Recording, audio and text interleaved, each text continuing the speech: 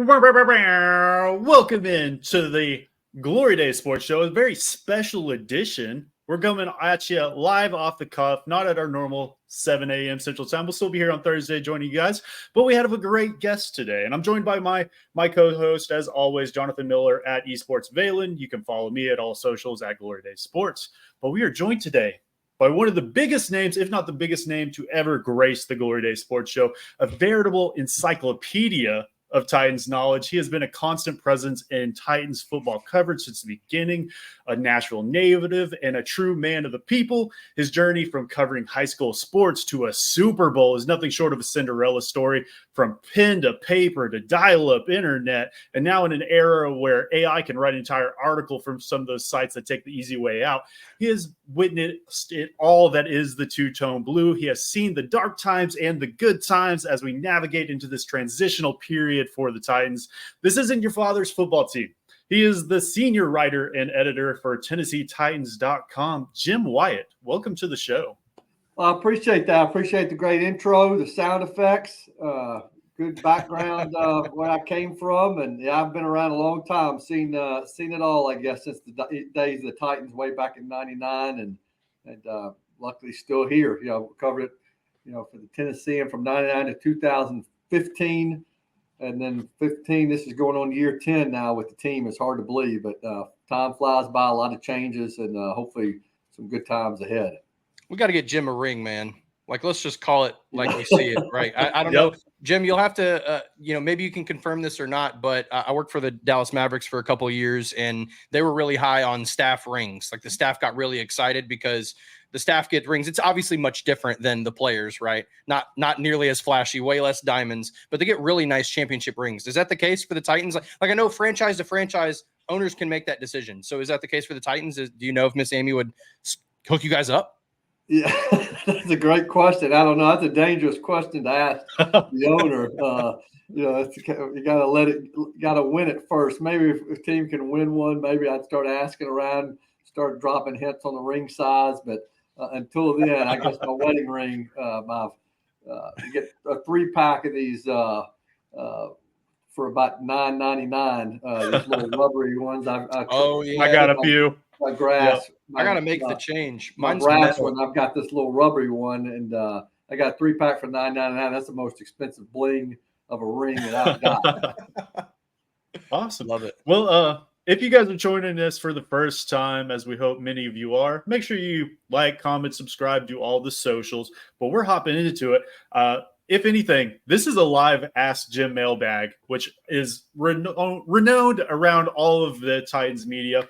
But you've, like you said, been with the Titans since 2015, covering them since 1999, witnessing 6 different coaching staffs in that time span. To start, what just stands out about this new staff that's coming in, and what sets them apart maybe from previous regimes?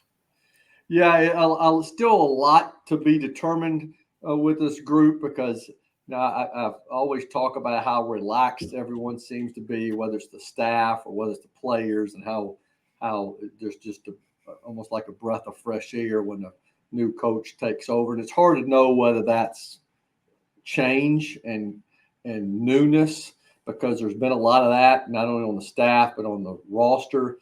And but also, hard to know how much of that is just May, June feelings, knowing that things are a little bit different when the season starts and the stress is a lot higher and you're faced with adversity. I mean, you look around the league, all 32 teams, everybody's feeling good about themselves this time of year.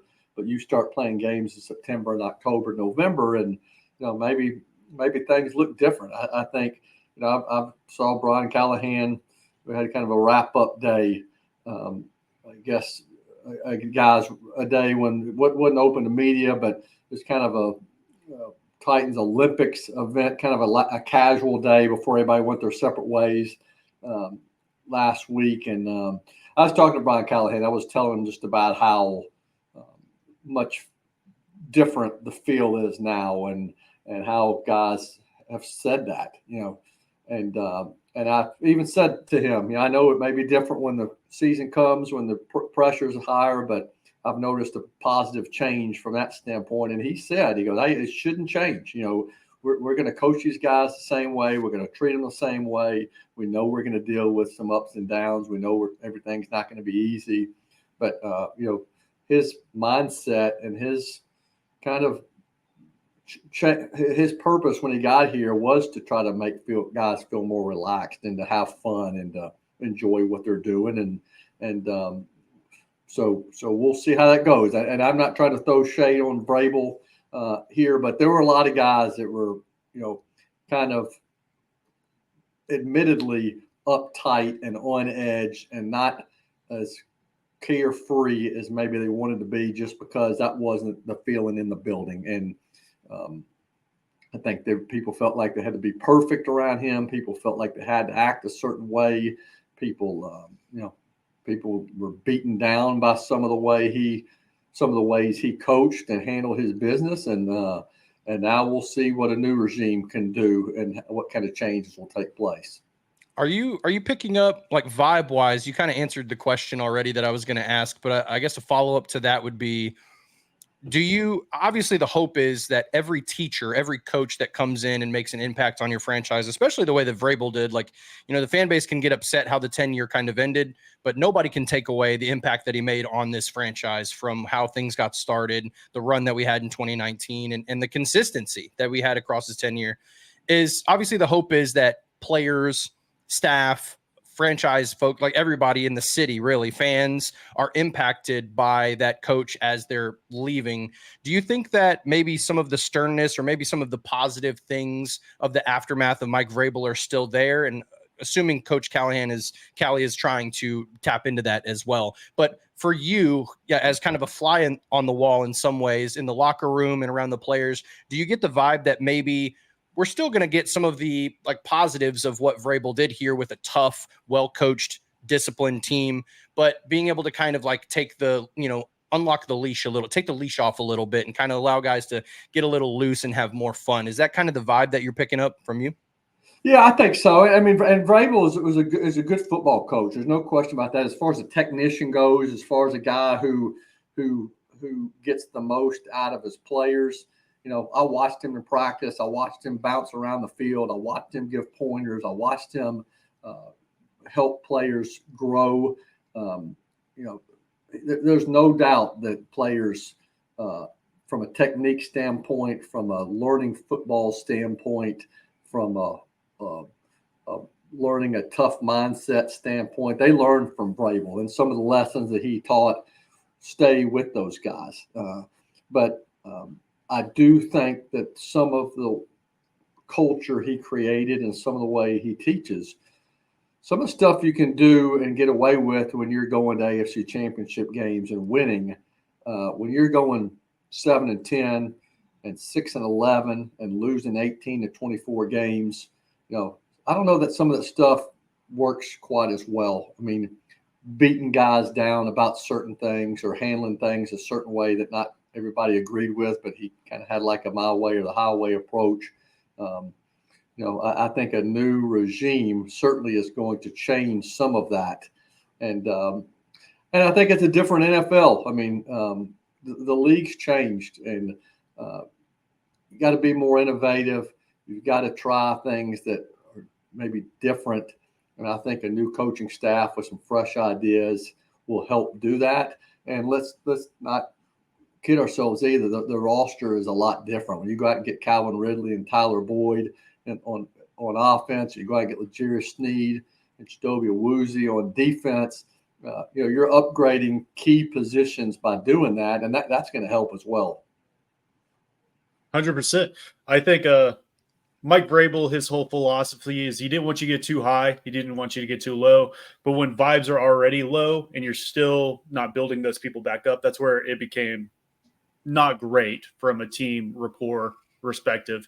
And like Chigakonkwo said, he said the vibes are immaculate right now. So we're hoping to carry that into training camp and into the season. And hopefully, just because it's different doesn't mean it's good. But we're hoping with that, you feel good, you play good, hoping. But OTAs have concluded, and now we're less than a month away from training camp. Although it's still early on, are there any lesser-known players who have just caught your eye thus far and might have a chance of actually making this 53-man roster? Yeah, I mean, it's funny. I look at the undrafted guys, and again, with some of the guys I mentioned, it makes it harder for the young guys to make the team. The undrafted free agent who impressed me the most this offseason was Gabe Judy-Lally from played at Vanderbilt, then played at Tennessee, came here as an undrafted free agent. I mean, he's lined up against good receivers. He's made plays. He's been very competitive. Problem with him is he's in a position that's pretty stacked. I mean, I mentioned Snead, I mentioned Awuzie, and then McCreary is coming back, and they drafted Jarvis Brownlee, who I think is going to be really good. Trey Avery has been around here for a while. I think is a solid depth piece, and Farley. I don't know whether he makes it or not, but he's a contender. So I mean that gets you to 6 right there pretty quickly. So you think, is there room for somebody to sneak in? There may be room for a guy to sneak in and develop on the practice squad, but that's a problem that he's facing. And and I'm curious to see the backs. I like the looks of Dylan Johnson, Jabari Small, the 2 running backs. Maybe there's a chance one of those guys can do something on special teams to earn a spot. And they can develop those guys further. But I think those are a couple of the kind of undrafted ones that I'm curious about. As far as not undrafted guys, but I think newcomers, Sadiq Charles, I've been impressed with him. I think when this early on this offseason, you start looking at who's going to be the right guard, and I think that's still a question that's to be determined. I think most people would have told you that they thought it would either be Brunskill or Radens. And I don't know. I kind of think sitting here in June after watching OTAs and minicamp, I kind of feel like Sadiq Charles is the favorite right guard. And I don't know if I would have predicted that when the offseason program began. Not saying he's won it. They haven't put the pads on yet, and they've got to compete. But he's going to be a contender, and I think that might surprise some people. Gabe Judy-Lally kind of has that Kevin Byard vibe to him, doesn't he? Where he's like this local guy who has worked really hard for his spot. Obviously wasn't drafted the same way Kevin was, but just feels like this like local homegrown talent that the Titans found. And credit to their local area scouts that have done a really good job, honestly, for the past several years. But he was a lot of fun. Like, obviously we only see what you guys can show us in the media when it comes to some of those OTAs and minicamp. But yeah, we had a show, I think it was like last week or the week before, Jake, that we talked about just the roster construction, right? Because obviously we haven't seen camp, pads aren't on, preseason games haven't shown us, we don't have that practice with Seattle yet. There's a lot to uncover first, but just like way too early predictions on the roster, you start to place, roster slots to certain positions. And we thought, man, the Titans legitimately have 7 corners that, if possible, they most likely won't. But if they kept 7 corners, there's 7, talented corners that they could keep. And I don't even think that's including Trey Avery. So I think the one question that I had, Jim, that was a little like kind of back to the topic we just moved on from a little bit, but it's specific to the roster. It was something that I've been thinking about a lot this entire offseason. And you've been around for damn near all of them. So tell us, has there been a team that you can think of in recent past? Let's go back 2 decades, right? Recent past. Let's go back 2 decades. Is there a team that has changed quite like this offseason has? Because the vibe, what we've been talking about as fans is we've been talking about how, like, yes, to Jake's point, the team's changed a lot and we don't quite know who they're going to be yet. There are many questions, but looking at everything, not just from the roster standpoint, but schematically, you got a bright offensive mind and Brian Callahan come in. You have one of the worst offensive lines in the league, and you bring in arguably the best offensive line coach who's ever done it. And so there's so many 180 moves that have happened for this team. In your history covering the team, has there ever been a roster that has reminded you of just the 180 that this roster has presumably made, this franchise has presumably made?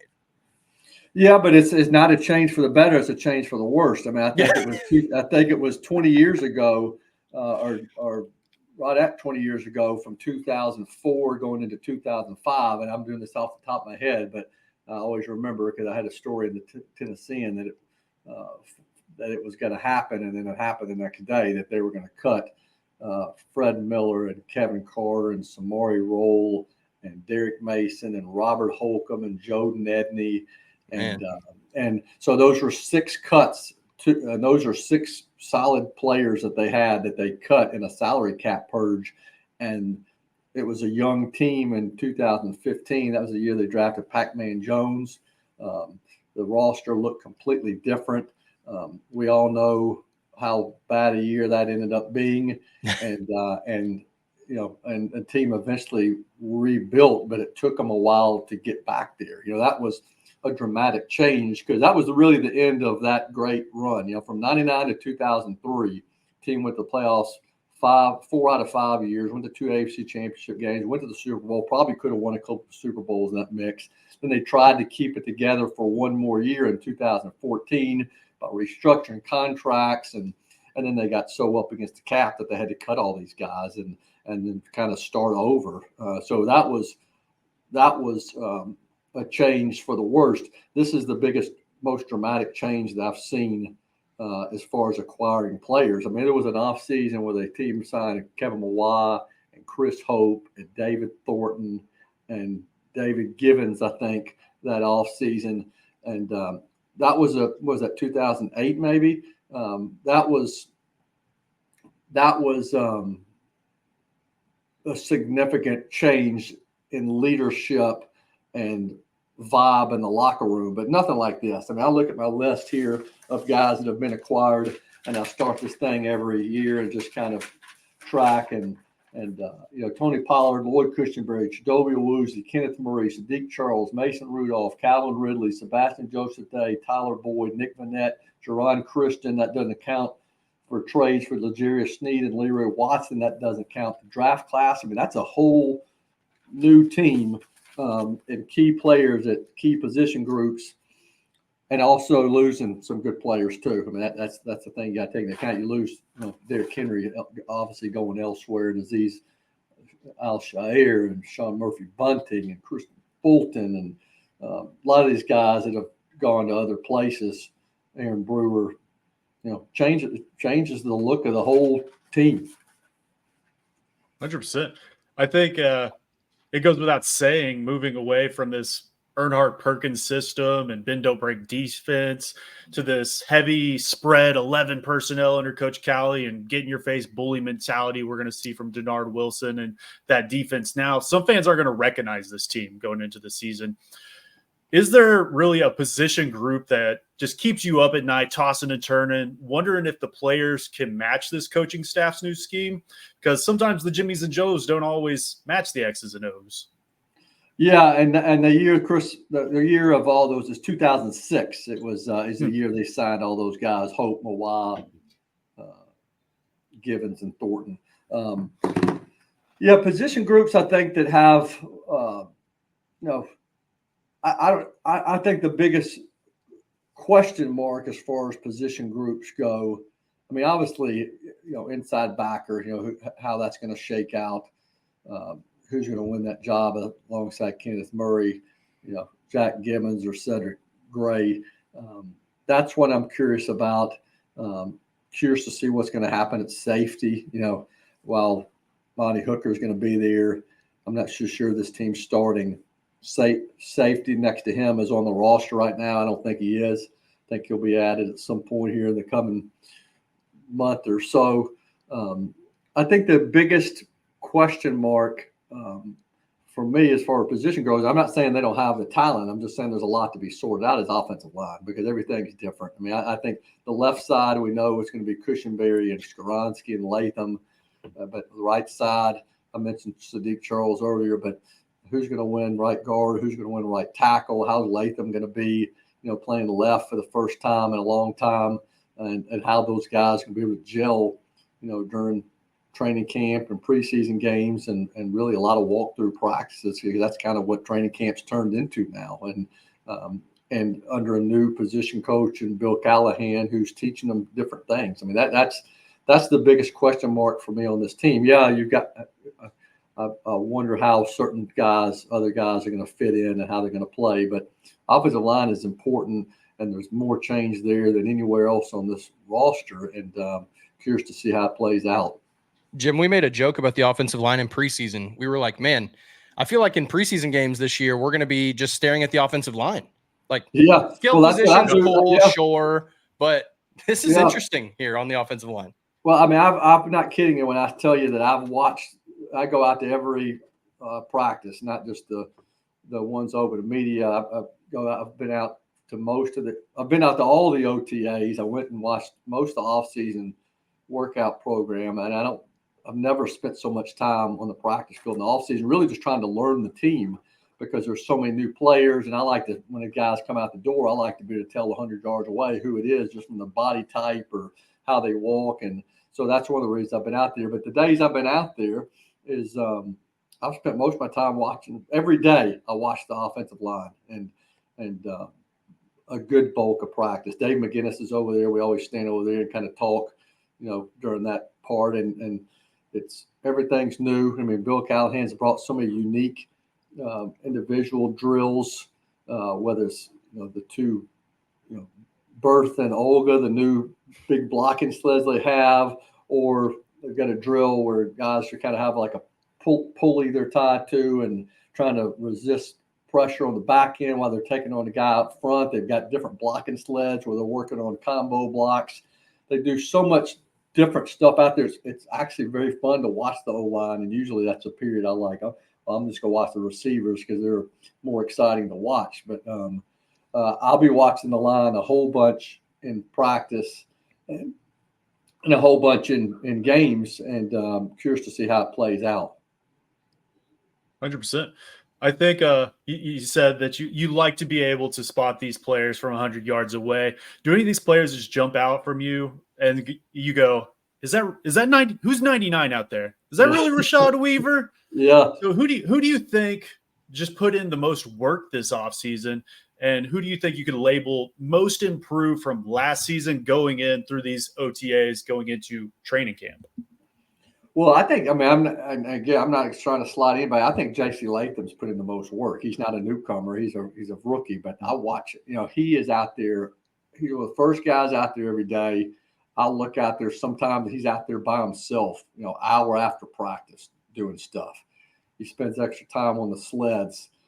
This guy is very impressed with him. It's hard to believe he's 21 years old, and I could spot him from 200 yards away coming out the door just because of how big he is and what a physical presence he is.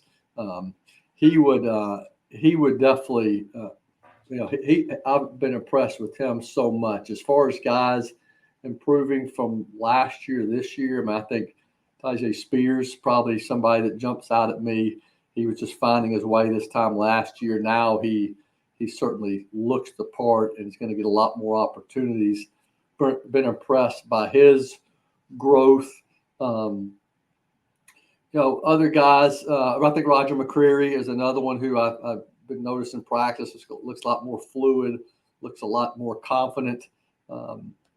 Josh Wiley, I think is going to emerge as a much bigger factor this year. And I think a part of that is because he's got such a good relationship with Levis and because he's gotten a little bit bigger and because he kind of isn't swimming like he was when he first got here last year. I think those are the guys that maybe jump out to me the most. Yeah. Big juice man, Josh Wiley. Let's go back to the departures. Obviously, in recent years, we've lost Derrick Henry, Taylor Lewan, Bill Jones, Kevin Byard.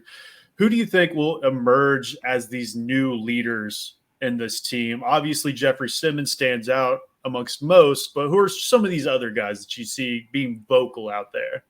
Yeah, it's funny, Levis, and again, I don't think anybody's trying to take a shot at Vrabel when they say things like this, but like even Levis early this offseason just talked about how guys have emerged as leaders that in the past had always been kind of quiet and subdued. So I think a lot of guys, I think that's a good problem to have is when you have a tough time when it comes down to choosing captains because you got so many guys who are worthy.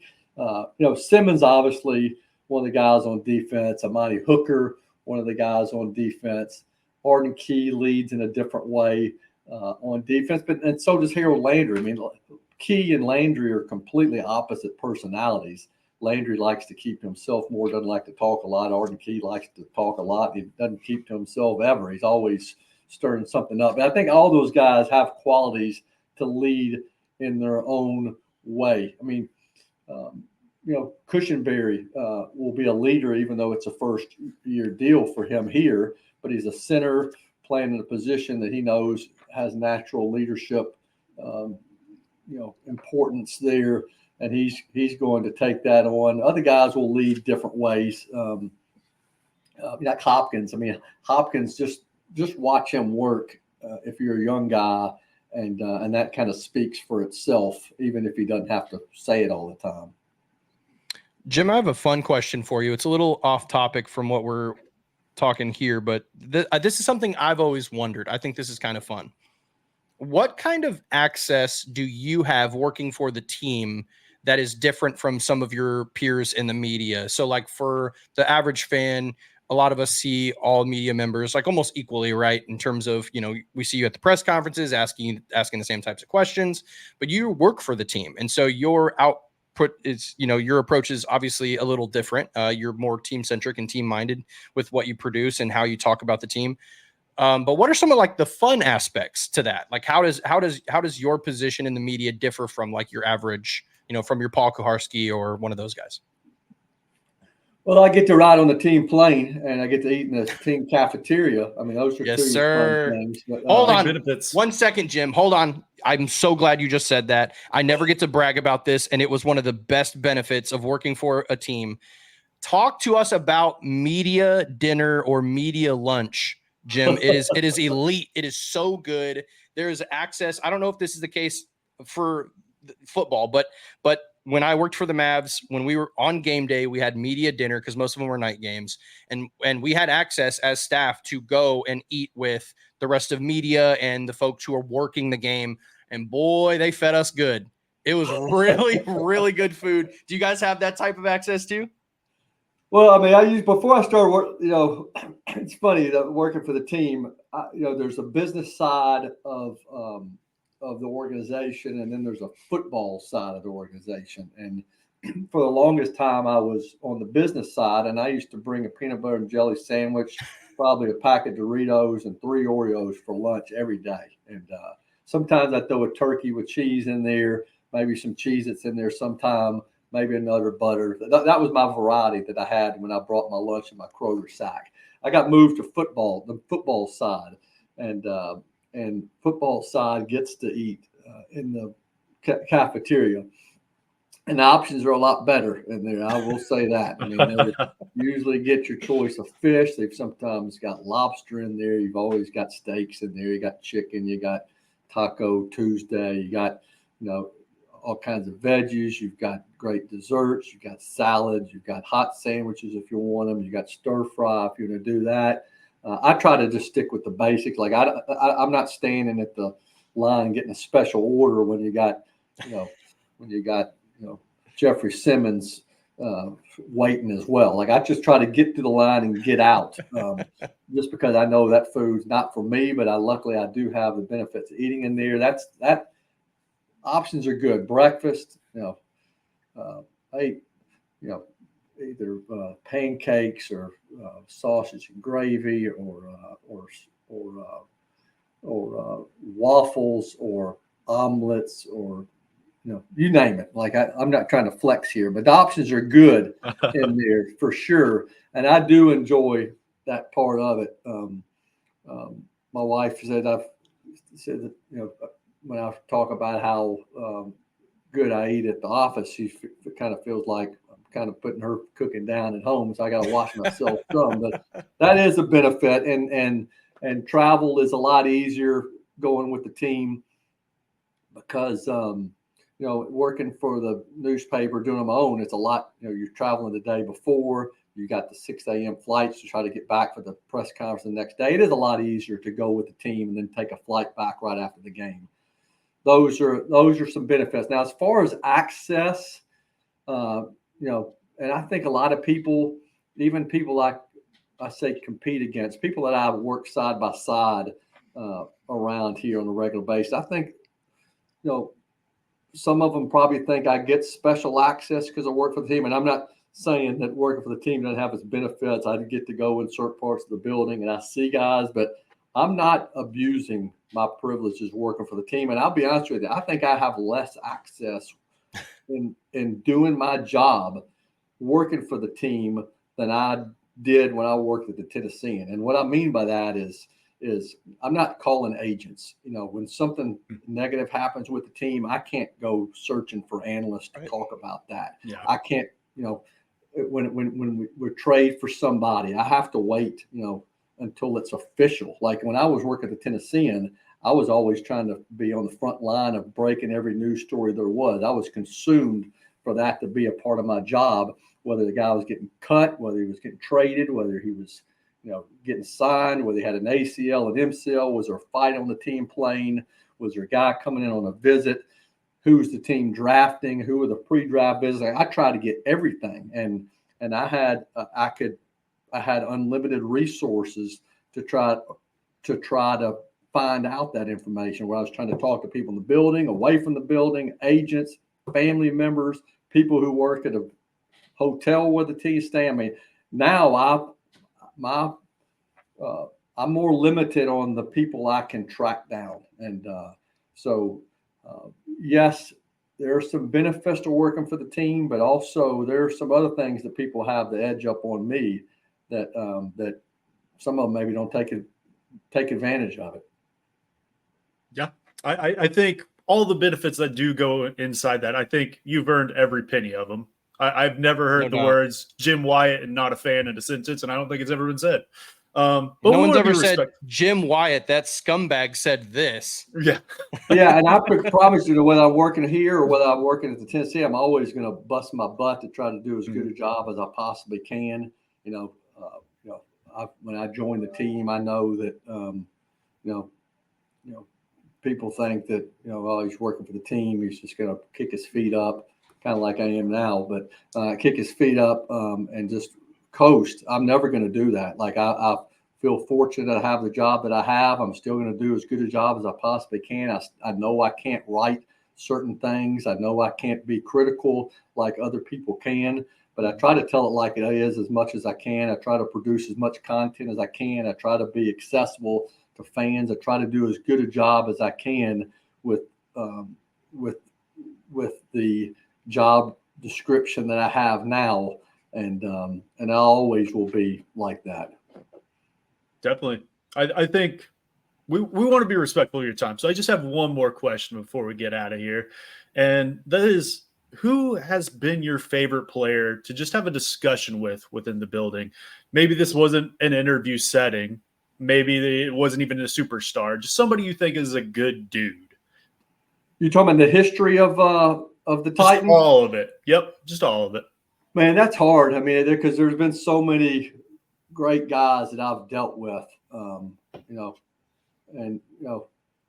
Derrick Henry was always such a great guy, always treated me well.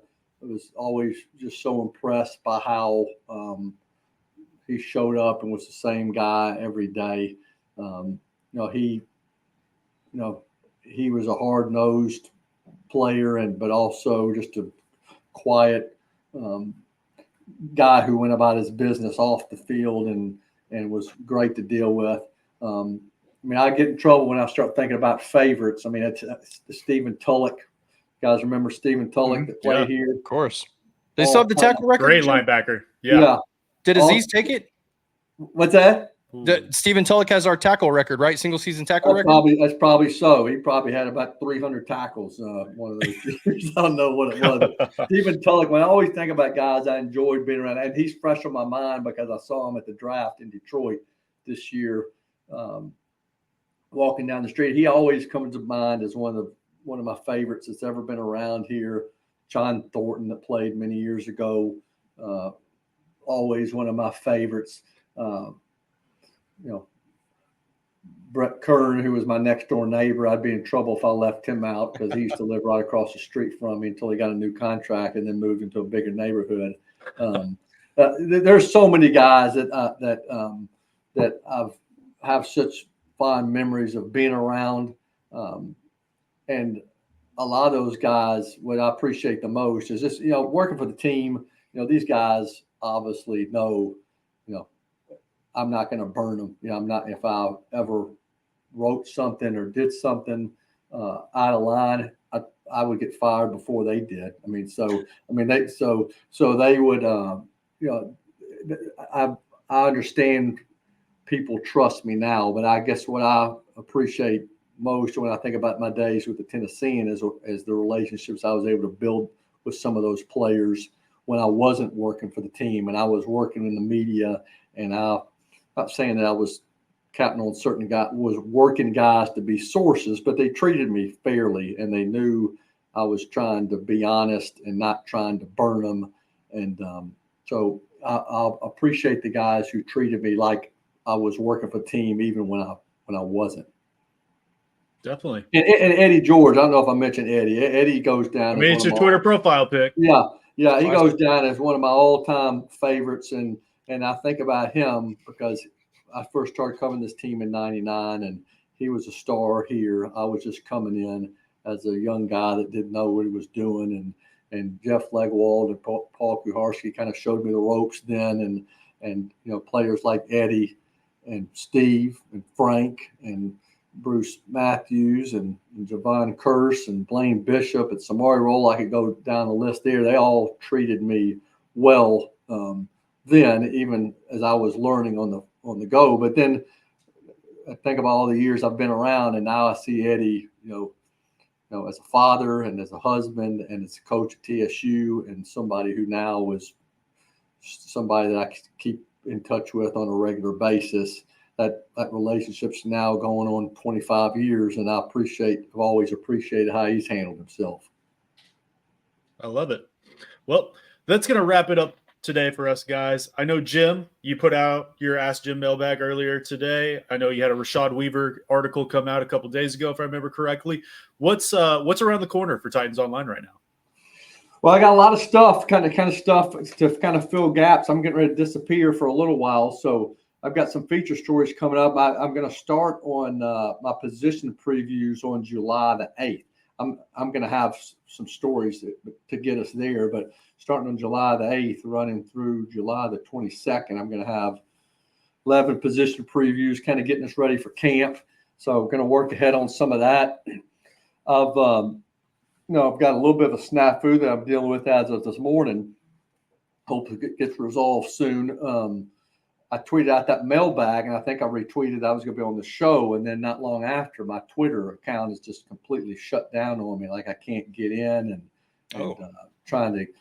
I've been locked out. It says that. Let me show you the message. This message that I got says that they got suspicious login prevented, and I can't access my account, and so I'm trying to get that resolved. So if that doesn't get resolved, you may not see anything on my Twitter account for a while. Hopefully, that's not the case. Maybe a break from social media that I wasn't planning on, but keep your fingers crossed. If you guys have any connections with Elon Musk, put in a good word for me. Hope we can get this resolved before too long. Otherwise, my Twitter accounts could be quiet for a while.